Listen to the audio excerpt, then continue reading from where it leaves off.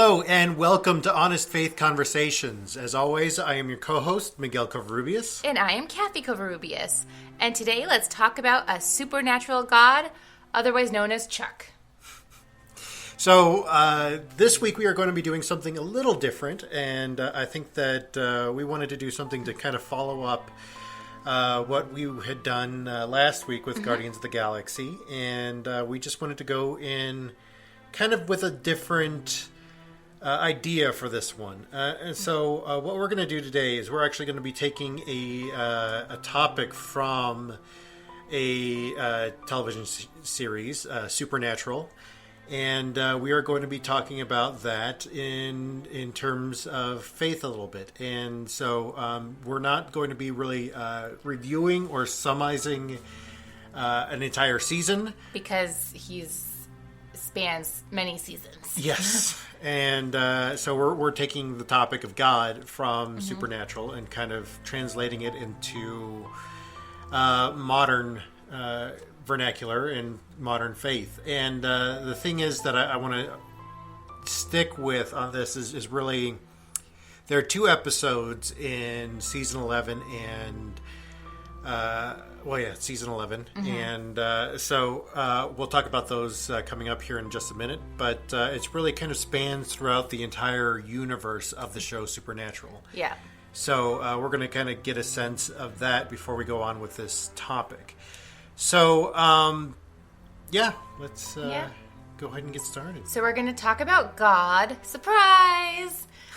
But God in Supernatural. And if you guys haven't watched Supernatural yet, or seen some of the episodes at least, then I don't know, why you haven't. Well, a lot of people kind of dropped off after season 9. Yeah. We have been faithful watchers. We do know that some seasons are obviously better than others. This last season was a lot better than previous seasons. But I think the season before this last season was also better. Well, yeah, and I think because of the somewhat creator of that universe came back to kind of rope everything back in. Yeah. Instead of doing the same thing over and over and over again. Yeah, it was starting to get formulaic. And yeah, generic. It was which brother's gonna die at the end of this season? Yeah. And what is the monster of this week? Yep. Which, there's a lot to be said for the monster of the week kind of style of TV, but that's not what Supernatural was. It was more serialized. Yeah.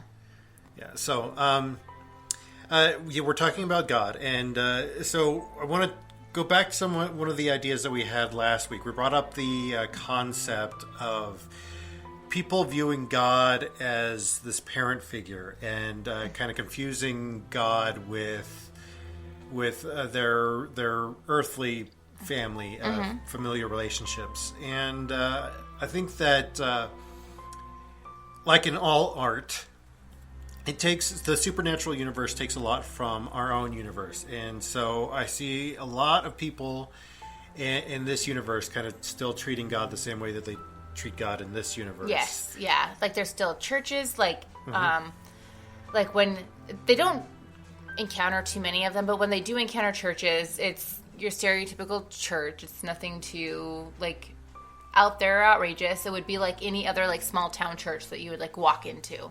Yeah. And well, it's basically our own universe, just with more monsters. Yes. Which, granted, Sam and Dean have visited our universe once. Yep.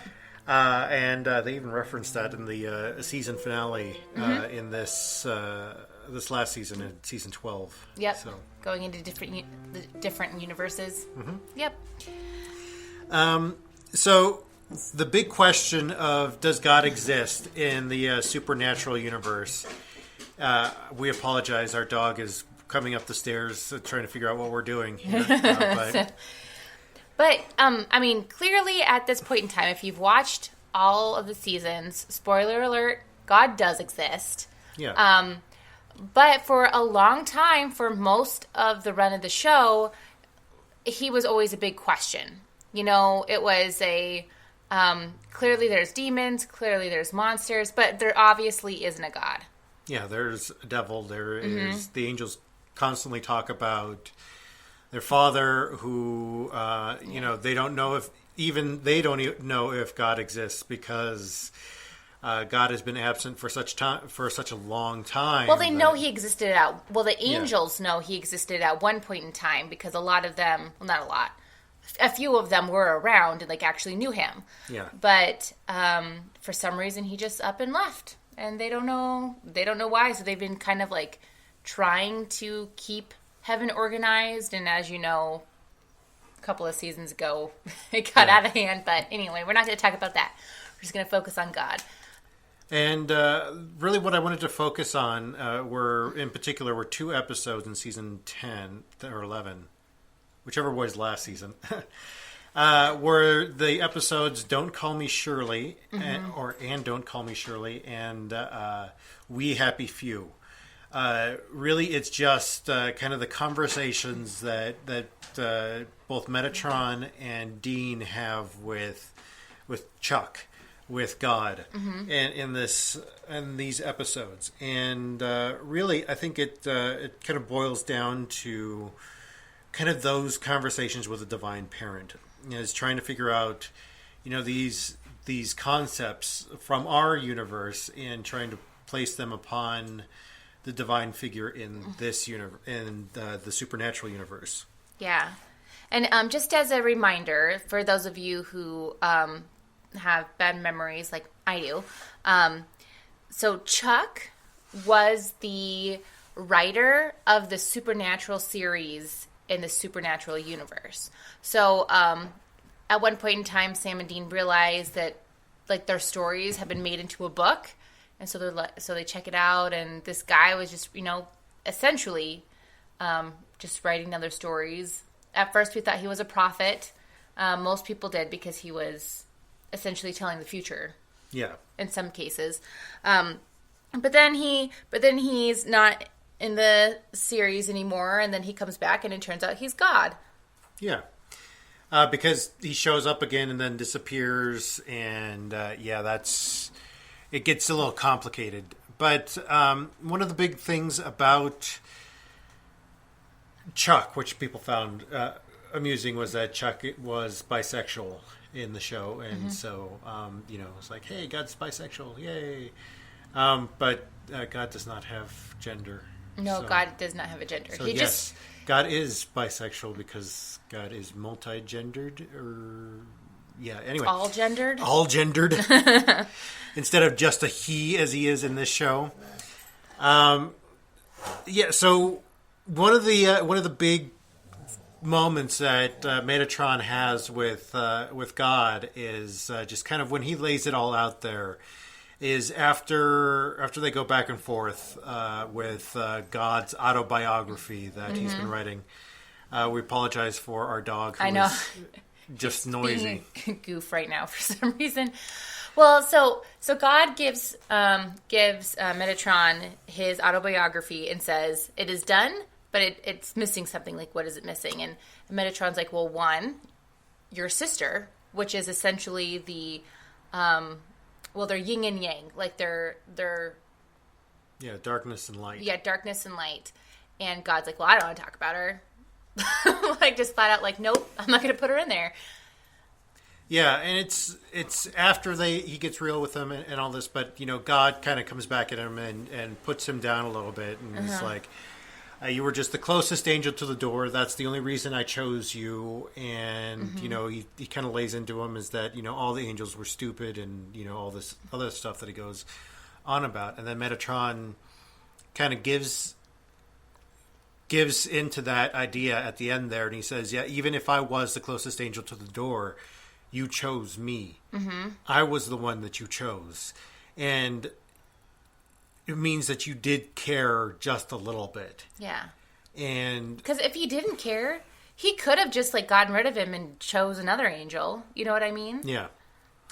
And that was, I think, a big moment for that, is kind of laying out a little bit of the abandonment issues there. And saying all that he said in that moment with God is saying, I felt abandoned. We all felt abandoned, that you loved us, but, now you're just giving up.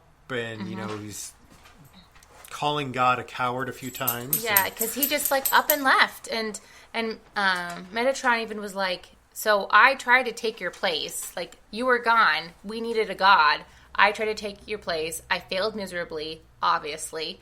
And why would you let this happen? You left and the world went to shit. You left and chaos ensued. Why would you do that? All of these things have been happening, all these bad things. Why are you doing this to us? And why are you doing this to mankind who is supposedly your favorites? And so you got to see it from a more angelic perspective. And then you have a conversation with Dean and God in the next episode, which is We Happy Few, which, if you don't know, that quote is taken from King Henry VIII or Fifth? And it's in reference to St. Crispin's Day, and he's talking about we happy few are standing against a much larger army, and miraculously they won the day, and that's kind of what it's in reference to, and it has a lot to do with what's happening in that whole series, and with what's going on between Dean and God here in this moment. Is Dean kind of also lays it on the line with God, is that, you left us, you did step in before, but now you don't care anymore. You don't, you don't want to teach us anymore. That it's the same stuff that's happening over and over and over again. And in this moment, God kind of fesses up to not being there and says, no, I needed to leave because otherwise you wouldn't be able to stand on your own. Mm-hmm. And he was like, I was hands-on. Dean accuses him of essentially being the absent parent. Yeah. And God was like, no, I was there. I was there for thousands of years trying to help you guys out. And it just wasn't working. You guys relied on me too much. And this brings up, a big issue in that we'll talk about here in just another minute, but is about parenting. Is, we had this weird pendulum swing between the baby boomers and the Gen Xers and a little bit of the millennials, especially some of us older millennials, that, this whole idea of helicopter parenting. Mm-hmm. Where you got so involved in your kids' lives that they in essence didn't learn how to stand on their own. I have way too many instances of this being the case of people well into their 20s and 30s relying on their parents and what I like to call outpatient care. Huh. And no, seriously, it's ridiculous. Miguel and I both have come into circumstances where people who are 30 or close to 40 are even well, can you just talk to my mom? No, this is your business. Why are you having your mom handle your stuff? Be an adult already. I feel there is a point when you have to draw the line. Yeah, and especially, and I think this has a lot to do with the church, but we'll come to that in just a minute. But I think that there comes a time when you need to cut the apron strings, when you need to cut the umbilical cord. You can't push the bird out of the nest. Yeah, exactly. You gotta let them fly on their own. And I know that's going to be hard for me when our son comes to be that age when I gotta let go and just let him do his thing. But here's the thing: what's going to happen when we inevitably pass away, and he's supposed to, be an adult and take care of his business, but. So that's why I don't want to be one of those parents that just does everything for him. Yeah, and that's what I'm talking about, that pendulum swing, is that us millennials are kind of going back the other way, seeing how bad the helicopter parent had become, that, we don't want to be that.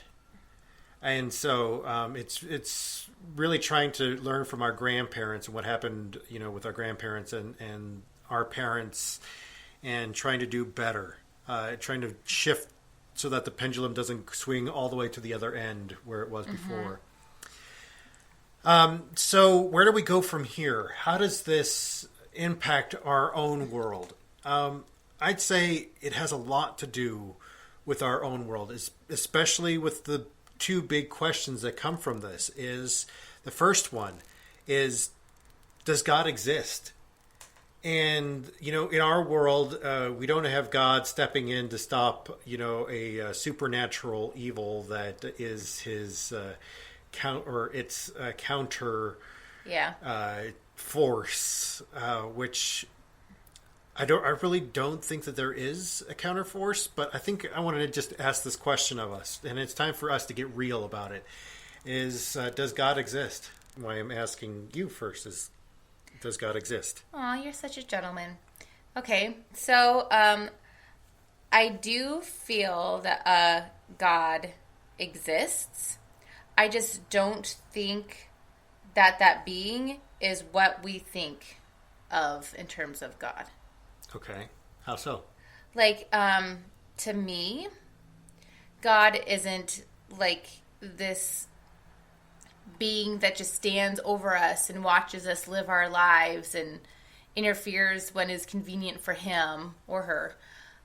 I feel like more that God is closer to like the image of the Holy Spirit, like a life force that kind of just connects us all together, like energy. I feel like if I could pick a word for God, it would be just energy. All right. God is the force that like started life, like by putting. I don't know. That's just what I think. Yeah, we did. Like the spark. He's the spark that started life. We did talk about this some in our Star Wars episode, which is our second actual episode. If you don't count our intro episode. All right. So really, we talked about this in our episode on Star Wars, and I wanted to kind of go back to that a little bit because I do kind of believe the same thing with that, but I do believe the divine exists, but I also do not believe that it is another worldly being. That the divine exists all over the place in everything that is all around us. And I think this can be most equated to what, and this comes from a Mormon perspective, surprisingly, for me, but it comes from a book from the Ender's Game series, which I don't know if anybody got into the later books of the Ender's Game series, but they got really weird really fast. But there is this kind of moment in one of the later books where they travel outside of reality into basically what makes up all of reality, which is this kind of energy that makes up all of reality. And it's all the same thing, that it, kind of is a manifestation in this reality of different things, but it's all the same thing. It's all connected. You said things a lot. Yeah, it's everything, and that's really.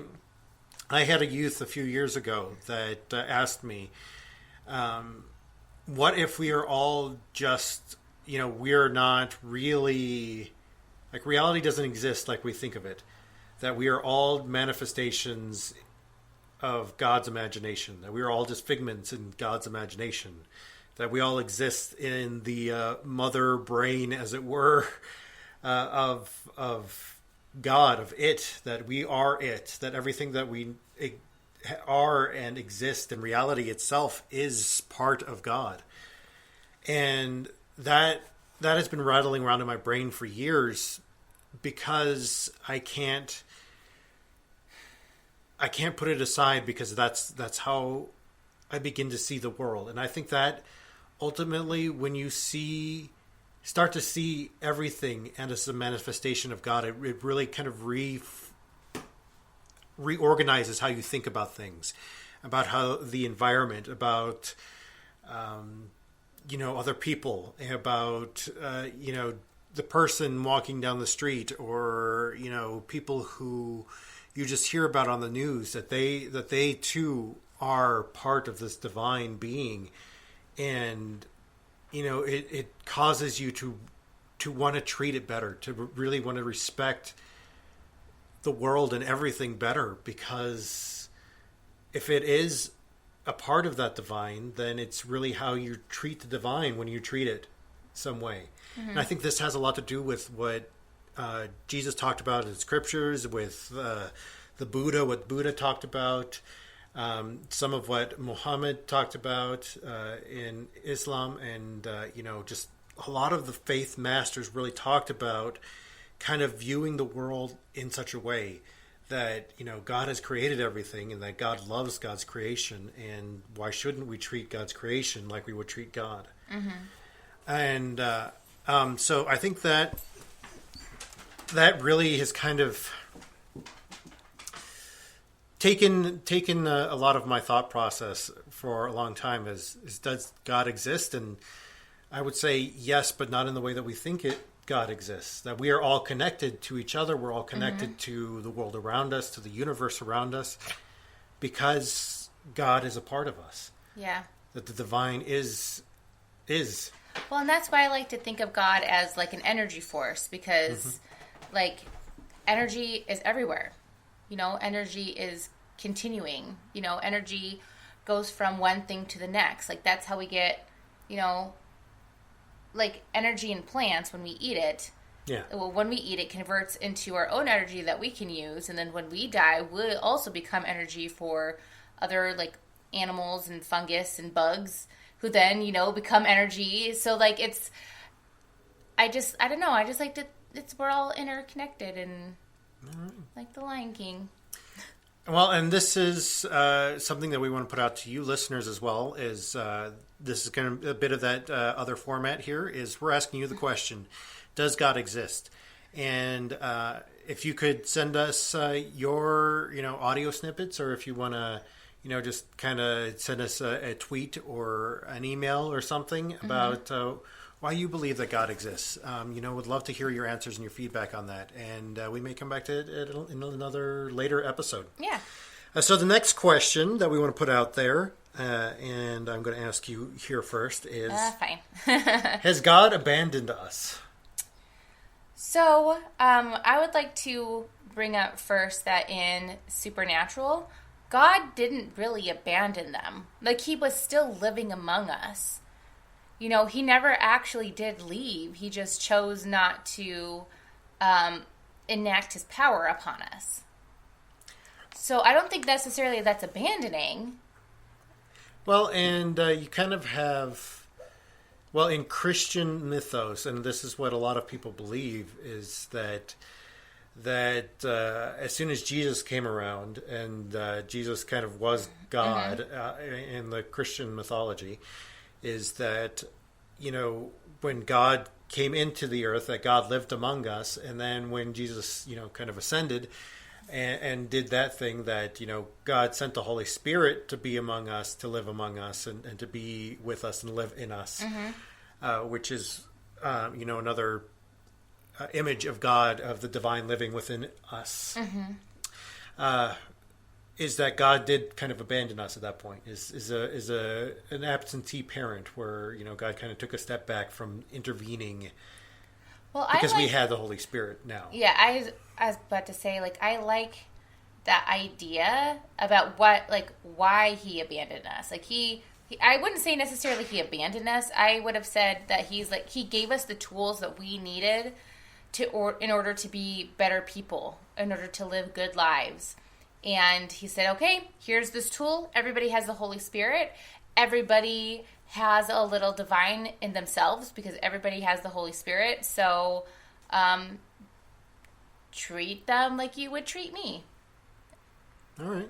And unfortunately, people,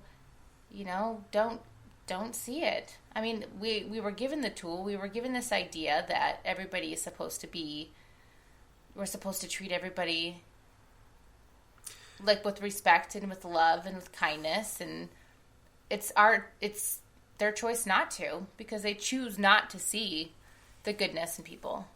And this is something that I think that was brought up in the episode a little bit, was when they were having conversations with Chuck, with the divine parent, is that Chuck said, they could fix this if they wanted to, but they don't.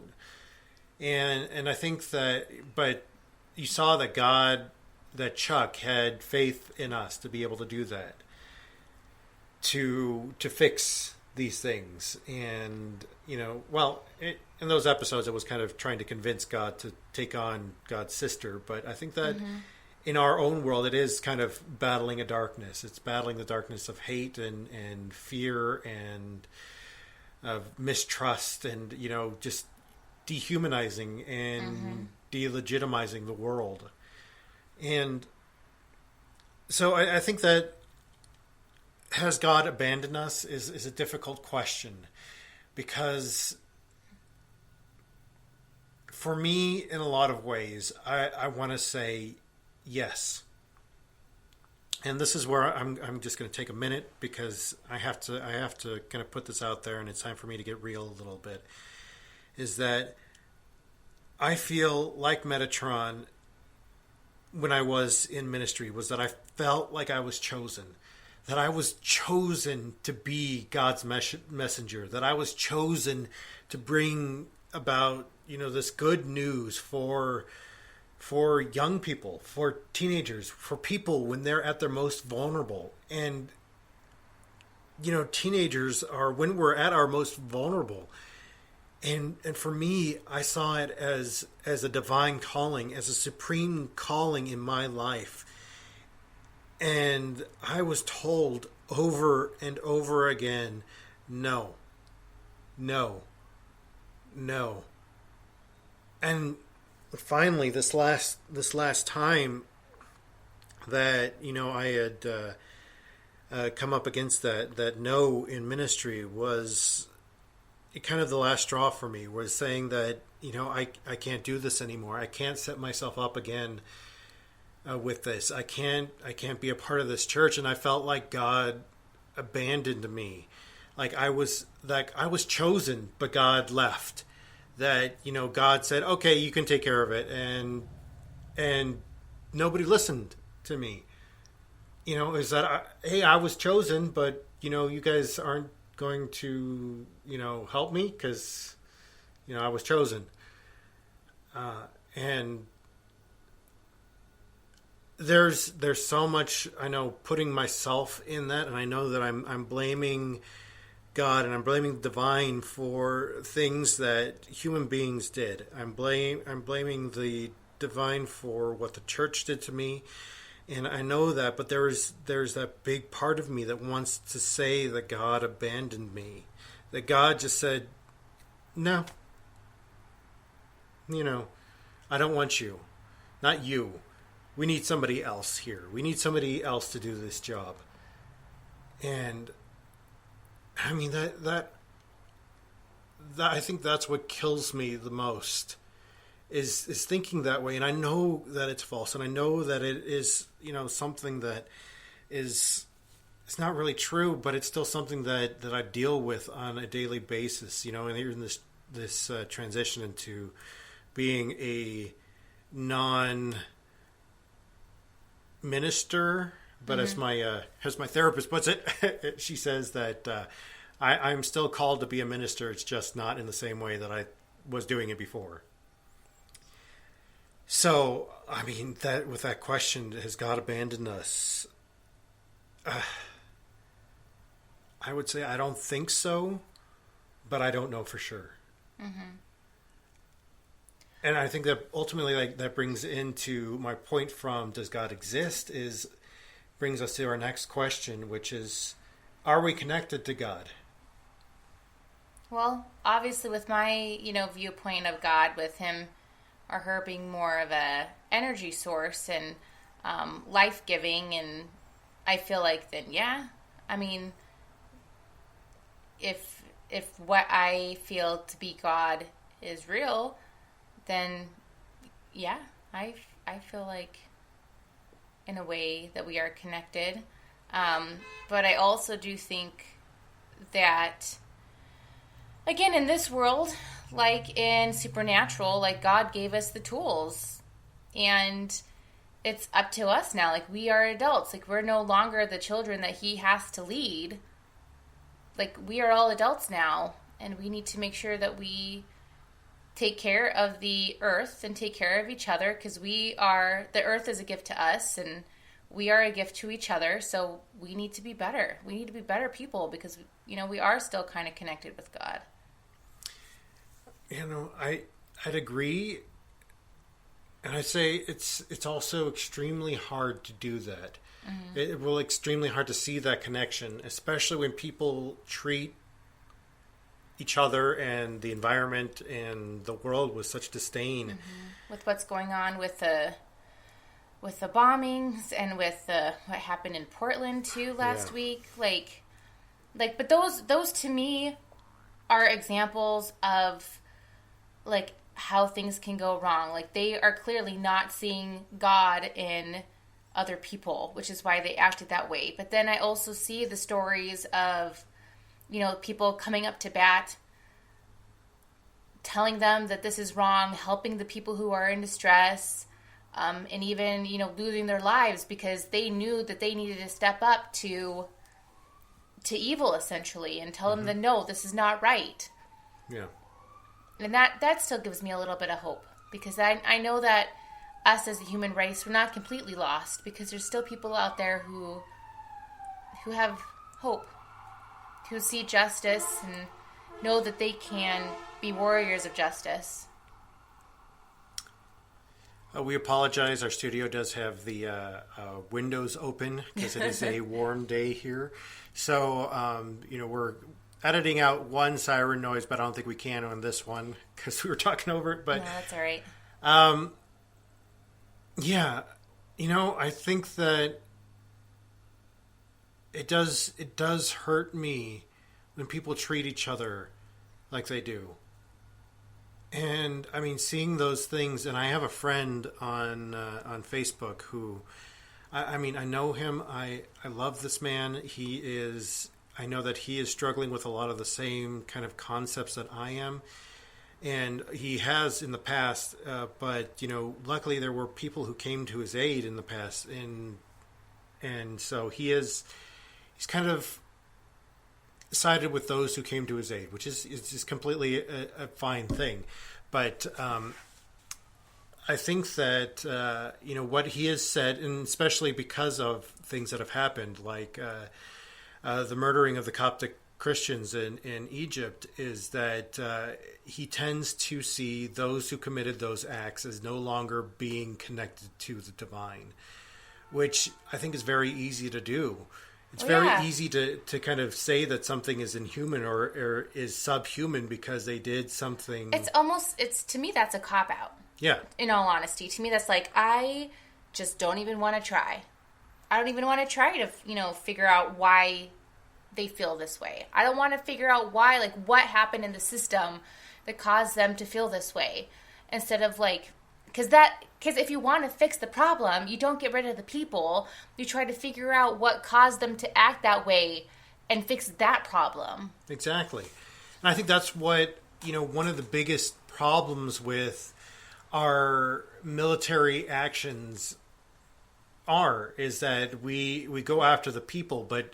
And I think this is in everything, is that, you can't kill an idea. Mm-hmm. And I think that we as human beings, we have a lot of wrong ideas. And it really takes being connected with each other, being connected with the much larger world to help us to understand that our idea is a wrong idea. Mm-hmm. And unfortunately, we get stuck in these echo chambers. And I know that we've talked about this before, but we get stuck in these echo chambers where we only want to hear what we believe. We only want to hear things that confirm our biases towards things. Like, even going back to this whole last season of Supernatural, kind of talking about, what makes family, and doing what anything you have to for family. kind of idea, which we talked about last week in Guardians of the Galaxy, which is why we chose to do a different format this week, is with that whole concept is something that I took to these last 2 weeks. I wrote about in my blog in kind of a more broader concept of what the soul is, and kind of figuring out and testing it using the scientific method is proving something wrong rather than proving yourself right. And I think if we took that approach to almost all of our ideas in our lives, if we fact checked before we actually went forward with an idea, and we're making it a belief, that we can really begin to see that connection with the larger world. Because you'll see that, you're not the only one with that wrong idea. And sometimes when people take that wrong idea to extremes, that some horrible things can happen sometimes. And, we here's a wonderful show to go watch. W. Kamau Bell has the show on CNN called United Shades of America. Yep. And he has done some incredible things. He is a comedian, but he does like some really in-depth journalism, which is amazing. Yeah. He's gone to with the KKK. He's been with a lot of places where he really shouldn't have been. Yeah. I mean, he went to. He even went to a white supremacist rally, essentially, or like a conference. The alt-right conference. Yes. And I think you're right. I think a lot of this has to do, but this is where I was going with it, was the alt-right conference, was that he actually sat down with Richard, I can't even get his name out without kind of a little, and remember, he is connected to the divine as well.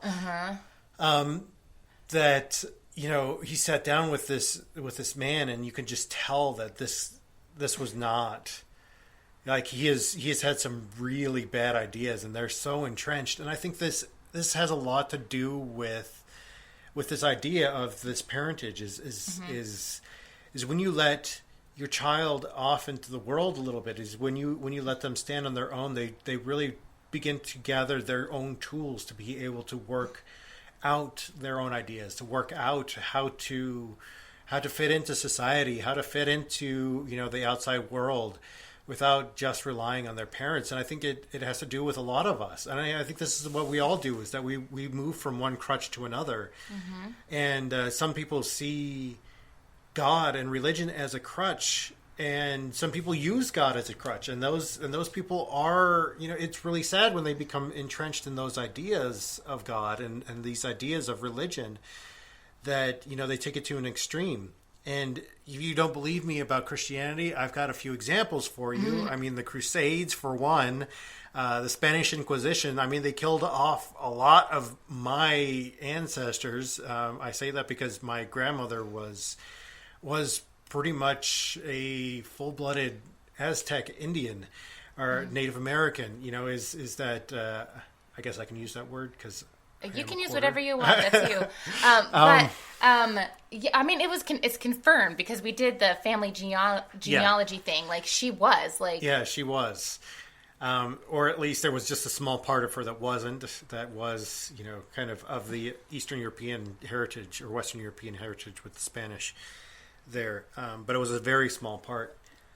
And so we have, I mean, this is the concept that I think that we as humanity are still trying to learn, but I think I see fewer and fewer people who use their faith, use whatever it is as a crutch. And some of the things that people say about millennials, about us, I think they're completely wrong because of that fact, is that I see less of this happening. I see less of us being reliant on the world at large.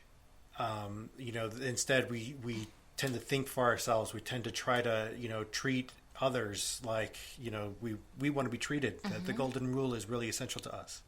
Yeah. Well, look at how we grew up. Like, we had things like Captain Planet. Like, there was no like TV series like that for a generation before us. You Yeah. know, like Captain Planet, I swear, like if it weren't for him, like I would not have cared about the environment. Like I get teary-eyed like when I think of like polar bears like lost in the middle of the sea and there's no other ice for them to climb on, so then they end up drowning. Like that brings tears to my eyes. They're bears. Like they see me, they're going to eat me, but yet I'm crying about them. You know, like we also have, well, Harry Potter, of course. Like, Harry Potter influenced a huge generation. There's so many Potterheads who understand the value of differences in people. Unless you're a Slytherin, and you know. Well, then there's they just good Slytherins out there. I'm not a Slytherin, but I am a Hufflepuff, so I'm okay with saying that there are good Slytherins out there. It's just that they're ambitious, is all. I'm a Ravenclaw, so you know I have to see that logical evidence that there are good Slytherins. I will show you there's good Slytherins out. Hey, listener, if you are a Slytherin, please let him know and tell him about all the good things that you have done. All right, you know that will be good evidential proof, and that brings us to wrapping it up. So we did a new format, and so if you guys liked our new format, let us know.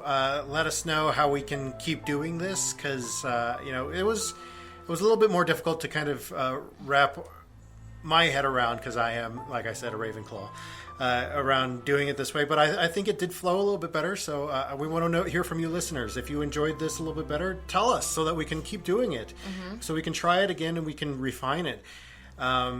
Yeah, so this is definitely better than some of our former episodes. I'll admit that myself, but you know, we're still learning. You know, we're still within our first year of doing this. So. Yeah, we're still little. And you know, give us feedback. Either tweet at us or get at us on Facebook or email us. And speaking of which, you can find us on Twitter, on Facebook, on Tumblr, on Reddit, on. So many other things. Email us. You can find us on our website, thehonestfaith.com. You can also there's blogs. Email us, which is honestfaithconvos@gmail.com. And that's where you can leave voicemails if you want. You can leave us a letter. You can write us suggestions. If you want something read on the air, maybe we'll do that, depending on what it is. Yeah, that would be great. And so you can find us on all of those places. So with that being said, we invite you to come and join the conversation. Bye.